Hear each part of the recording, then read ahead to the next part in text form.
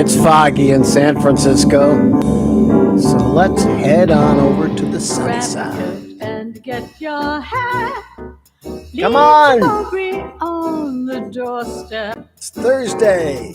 Just direct your feet to the sunny side of the street. I don't know what difference that makes, but it makes a difference to me. And your troubles with no slow step. Life can be so sweet on the sunny side of the street. Yeah, we got another episode of Twisted Fairy Tales. John Fleck doing Dan Coffey's incredibly oddball story. And this Saturday night, Two-Headed Dog, Mile High Theater, right outside of Los Angeles. That's how you get your tickets. Mile High Theater. And Ronald McDonald, that's going to be our audio offering. And Screen Dance, one of Jim Turner's classics. I used to walk in the shade with those blues on parade, but I'm not afraid.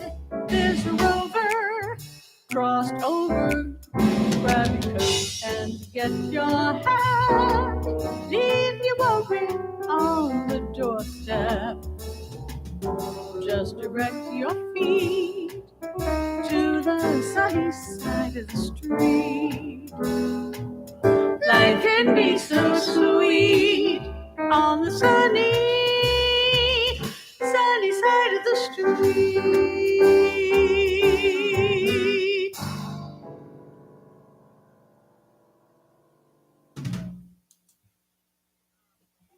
Welcome, show 14.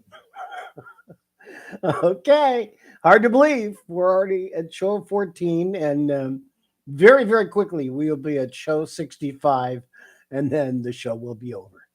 This is fun, and we're talking about comedy videos, but we also got some in-house comedy with Queen of the World. Hey, Queen, how you doing? I'm doing fine. All right. Give us that joke of the day. What did the artist say to her boyfriend on Valentine's Day? Well, I don't know. What did the artist say to her boyfriend on Valentine's Day? I love you with all my art. Well, that's not really funny. That's just nice and sentimental and warm. No, it's also funny.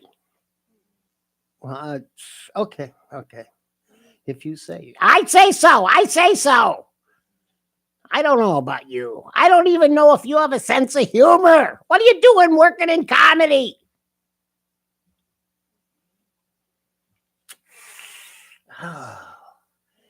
I don't know. I don't know if the Queen and I are going to be able to get along for another 45 shows. No, how many is 65 shows minus 14 is what?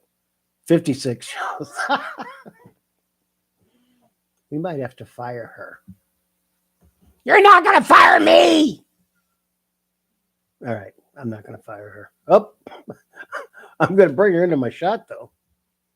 Oh, there's what happened? These complicated buttons here in the Rainbow Studio in the Goldfield.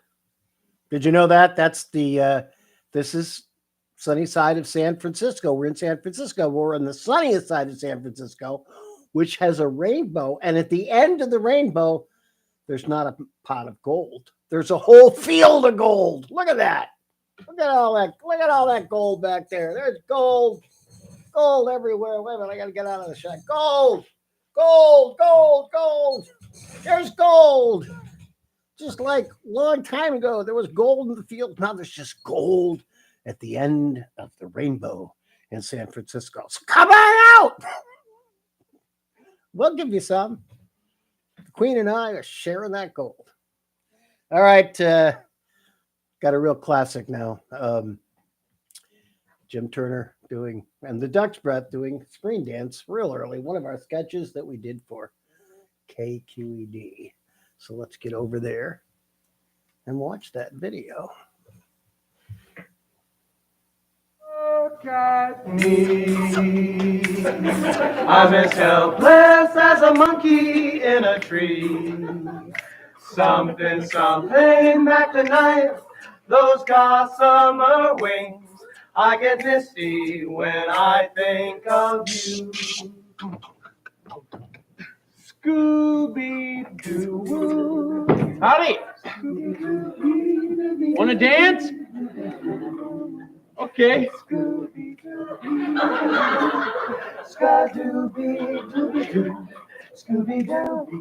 Hey, you wear orthopedic shoes too. So do I.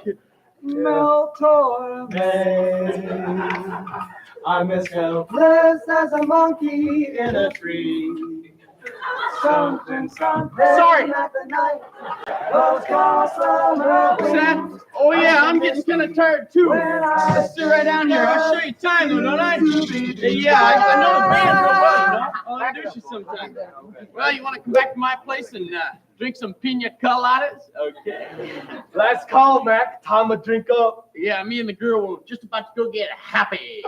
Yeah, come on, doll. Scooby-Doo. Look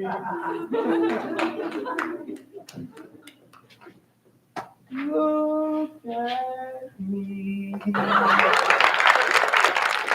Yeah, that was at KQED with they brought us in there to do our sketches on stage, and we should have just kept doing that. We should have said, okay, we'll come in every 2 weeks, because we were writing new material every 2 weeks, and we should have put it up and did that. But we ended up doing a national science test, not Dr. Science National Science Test, which won an Emmy, but we couldn't get that distributed across the PBS channel. And then we did another program that was, we spent too much money. So it was a good show, but it was spent too much money to do it on a regular basis. And if you want to be successful in television, you need to have something that you can make lots of, like this. I can make lots of these because this is really low cost. Not as low as you can go, but really down there. Okay. Hey, this Saturday night, you can get tickets if you're in the Los Angeles area to this.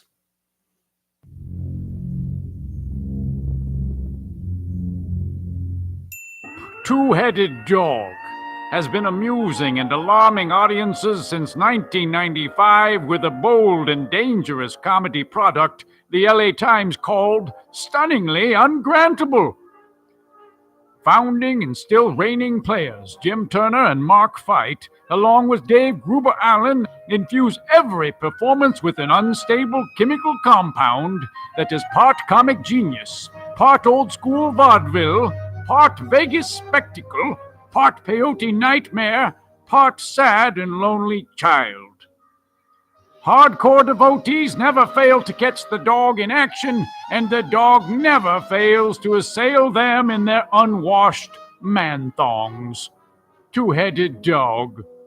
Who's going to clean up the mess?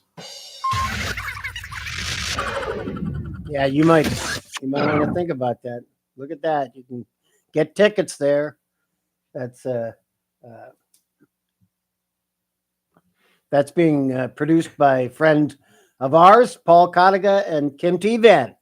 And also on Sunday night, there's going to be a whole bunch of other stuff, and including Leon Martell and Beth Ruscio, his wife, and Leon's in Duck's Breath and does a lot of the writing, history, comedy, and lots of other stuff. And so they're going to be Sunday night. And Sunday night, there's just a whole bunch of stuff. And it's like this, there's plays and all, it's, I'm not going to say, not going to say, No. I think it's a lazy form of communication to ever say you know, even though it's almost impossible to not do it. All right. Now we're gonna sit back. This is an audio. This is a Ducks. So there's two playlists up on the Sunnyside YouTube. There's Ducks Breath Mystery Theater, which is 40 videos, comedy videos, and then there's Ducks Breath, which is 40 audio pieces with just one visual. And we're going to listen to that, one of those, right now. And it's called The Ballad of Ronald McDonald, written and sung by Mr. Merle Kessler.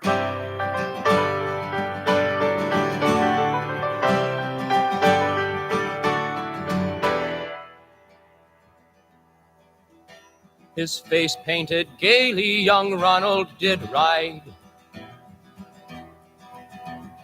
all with his soldiers, 2 shakes and large fries.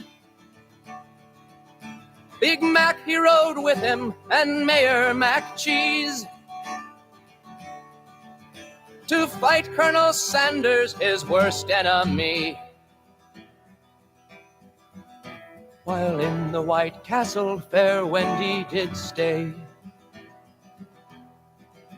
she watched all a-tremble her lord ride away. She loved not Lord Ronald, though she was his Mac bride.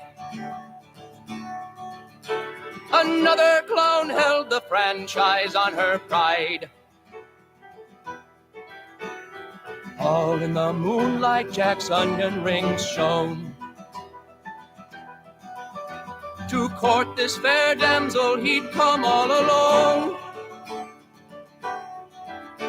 The Taco Bell struck the young lovers Mac doom, as Ronald McDonald stepped into the room. My burgers are bitter, young Ronald, he cried, as he wiped a Mac tear from his orange Mac eye. I blew up your boxes, Jack, outsold you too. And Wendy, fair Wendy, I did it all for you.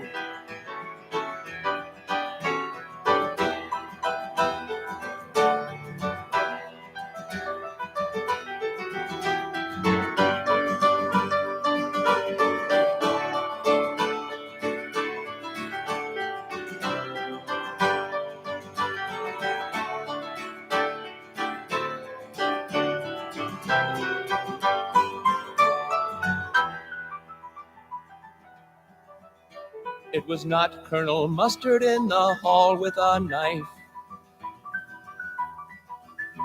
that parted the lovers away from their life, but Ronald McDonald killed them and himself, crying no need to go anywhere else. The Burger King found them on the sanitized floor. The blood thick as ketchup, it grieved him full sore. He said, billions consumed your fast food as they roamed. Now your arches have fallen, we'll eat burgers at home.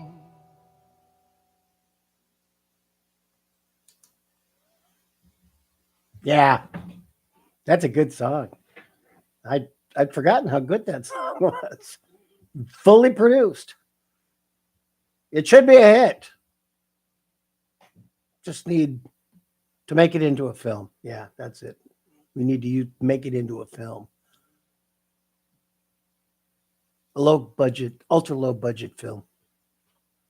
Because it's already got the story. And that's all you need for a film is a good song and a paragraph of story. I'm kidding. You need a lot more than that. You need cameras, but not much more. Mics, I guess. Okay, let's get on with it. This is the Twisted Fairy Tales. Dan Coffey writing great, incredible stuff performed by the great, incredible John Fleck.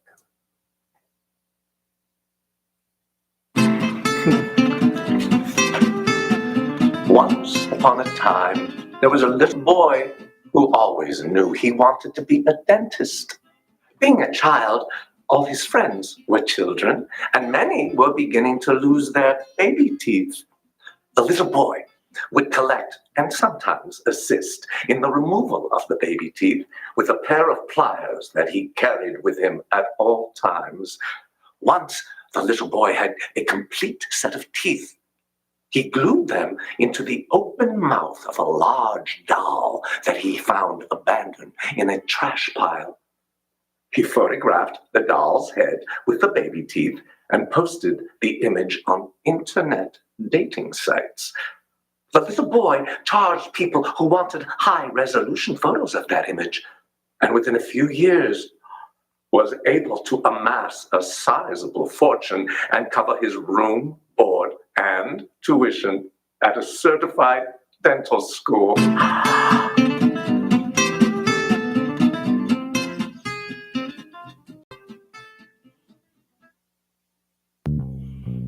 Okay, that's it for today. There's our credit roll. Writers, performers. That's what we are, writers and performers. On the march into the future of comedy with you. Can't thank you enough for watching this program. And I do hope you have a great day. And right now, I have to end the program by hitting this button.